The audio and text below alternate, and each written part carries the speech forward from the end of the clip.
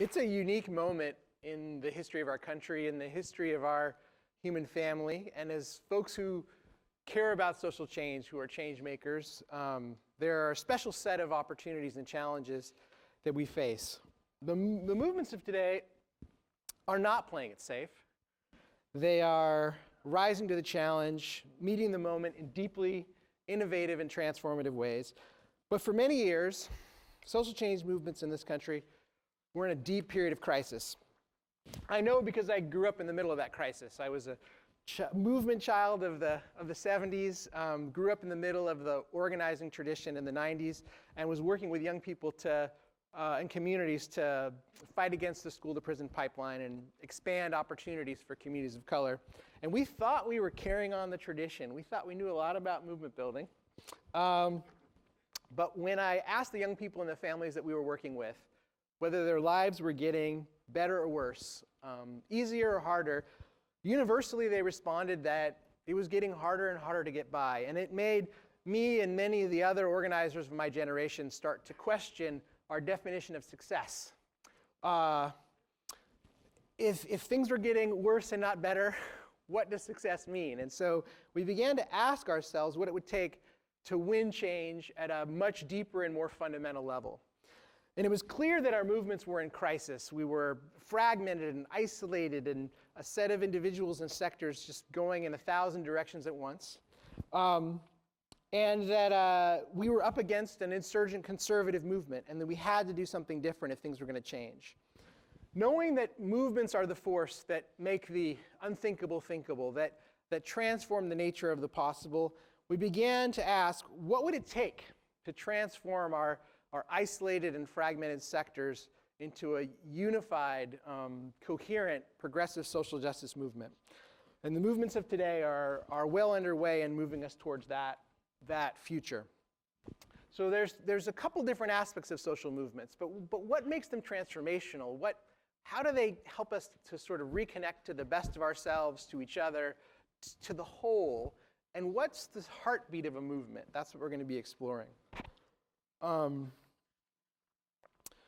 So movements are powerful because they solve problems that are bigger than any single organization or network can solve.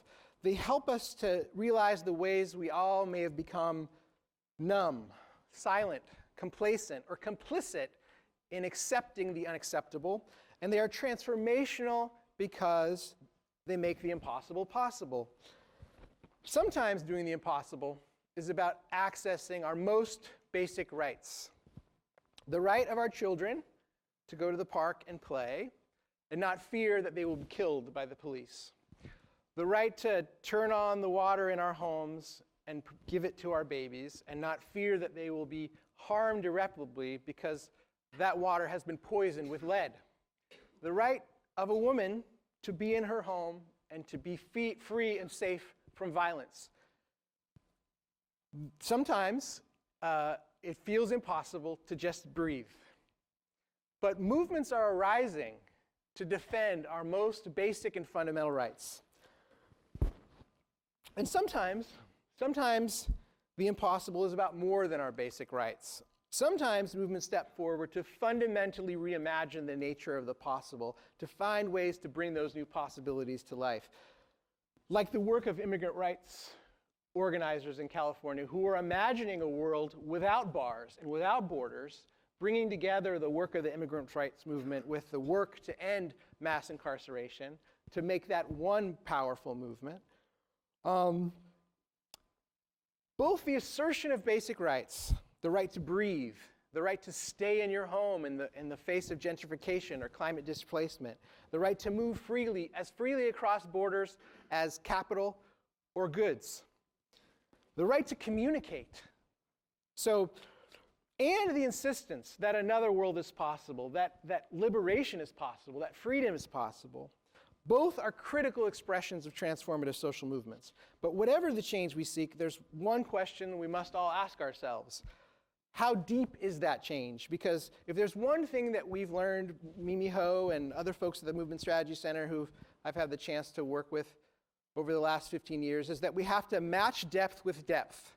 The depth of the solutions have to match the depth of the problems. the depth of the ignorance and fear and hate that is arising in our country must be matched with an equal depth of love and wisdom. And we must cultivate that depth within ourselves, within our movements, within our relationships, which requires a depth of practice and a depth of strategy.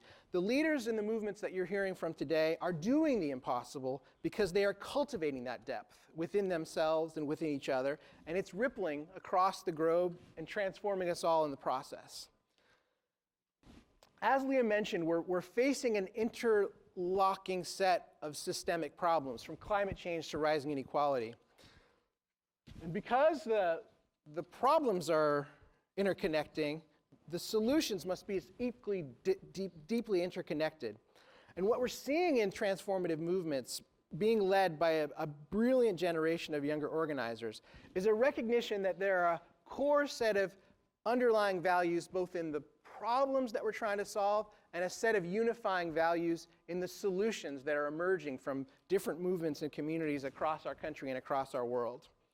This revolution in values, at the heart of the great transition that's underway within our world, is a transition from a world organized around the values and principles of domination and extraction to a world organized around principles of love and care and community and connection and resilience and regeneration and a recognition of our interdependence.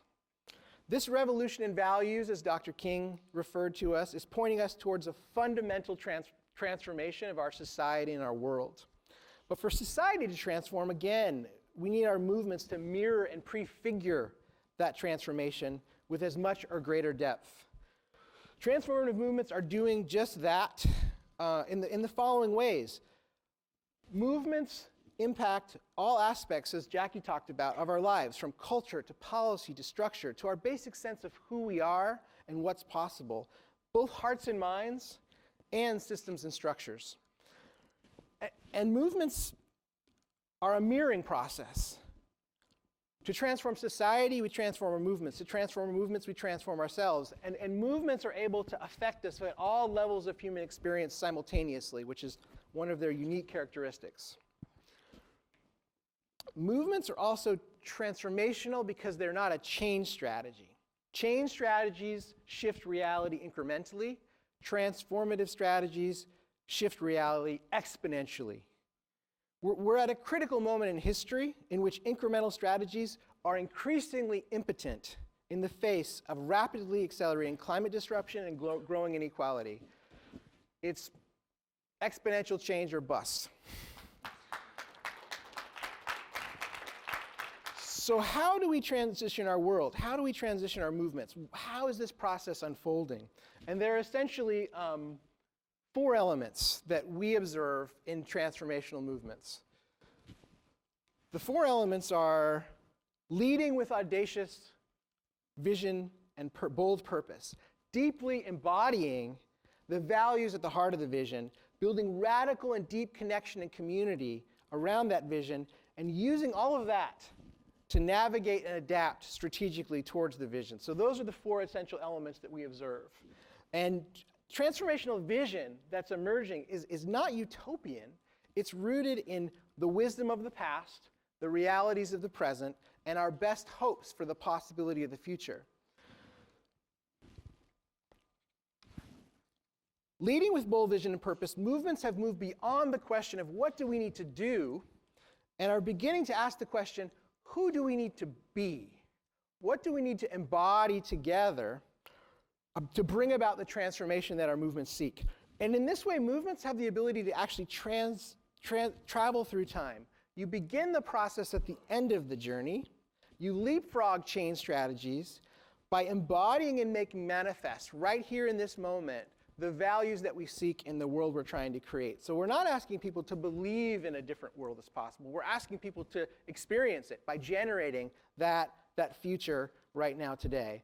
And to embody this movement, and you're going to hear a lot about this from Carlos and others, movements have identified a set of unconscious habits and patterns of behavior which really limit our community's ability from recognizing our full power and potential.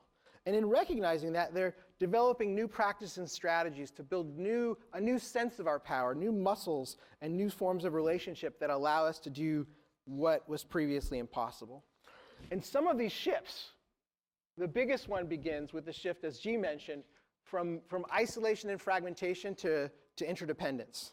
When we started our work at the Movement Strategy Center about 13 years ago, this is kind of how things looked. Things were deeply fragmented, unaligned, and not moving in a common direction. But through the practice of vision and purpose-driven change, folks have built bigger communities of affinity and shared purpose. And in doing that are accomplishing things that folks were unable to accomplish before.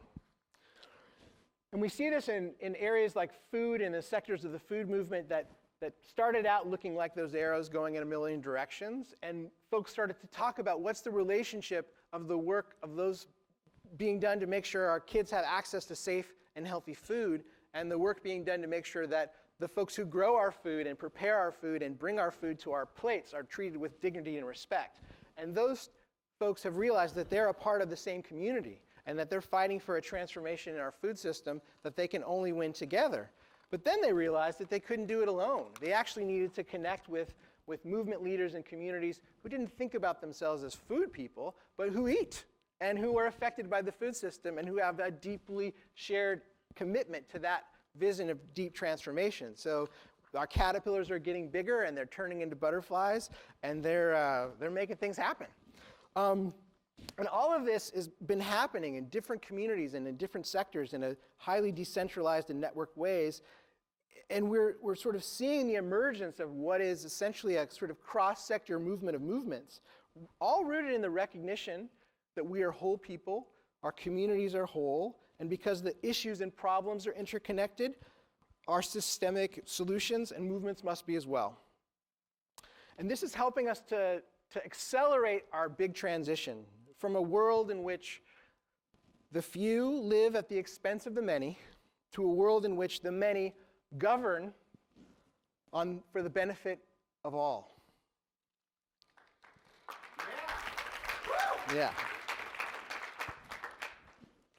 And with bold vision, with deep embodiment, with radical connections, movements are navigating strategically and adaptively a rapidly changing environment. And they're even aligning different approaches into social change into unified collective strategy, finding ways to leverage everyone's strengths across the spectrum. And in doing so, they're simultaneously helping us to build a new society as we transform and sometimes dismantle aspects of the society that have served their purpose, to say it lightly, which you'll hear more about from Tenji in particular. But movements fundamentally are purposeful and powerful ecosystems, and you're going to hear a lot more about this later. But at the heart of it is really our relationships. Movements are about us as human beings and the strength of the relationships that we build. We're living in a transformational moment because visionary and transformational leaders and communities who are embodying the changes that we seek are adapting and navigating in exciting and unprecedented ways in this historical moment. And I have great hope for my daughters growing up in this moment in history because they get to be a part of our community. They get to be a part of this community, and they get to find their own power with you in figuring out how to create and make the world that we all deserve. So buckle up, because you're about to hear from some more amazing movement superheroes who are doing the impossible. So, Carlos. My name is Carlos Saavedra. I'm with